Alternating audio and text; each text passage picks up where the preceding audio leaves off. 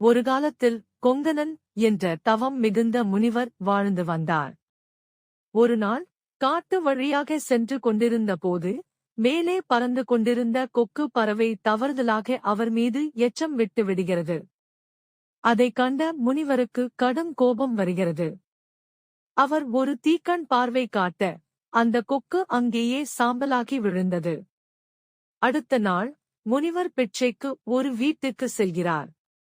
அந்த வீட்டின் அம்மையார் இறை வழிபாட்டில் மூழ்கியிருந்ததால் வெளியே வர சில நொடிகள் தாமதமானது. அந்த தாமதத்தைக் கண்டு முனிவரின் கோபம் மீண்டும் மேலெழுகிறது.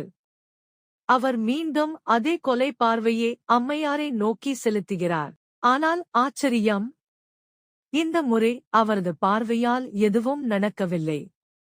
அம்மையார் அமைதியாக நின்று கொண்டிருந்தார். அவர் சிரித்தபடி கூறினார், முனிவரே, என்னையும் கொக்கு பறவையாக நினைத்துவிட்டீர்களா? என் கணவருக்கான பக்தி, நற்குணம், சுத்தமான மனம், இவை எந்த கோபத்தையும் வெல்லும் சக்தி கொண்டவையும். இந்த வார்த்தைகளை கேட்ட முனிவர் திடீரென்று உணர்கிறார்.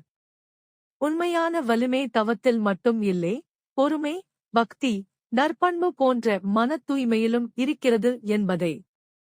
அம்மையாரின் பண்புக்கு முனிவர் தலைவணங்கி நன்றியுடன் பிரிகிறார்.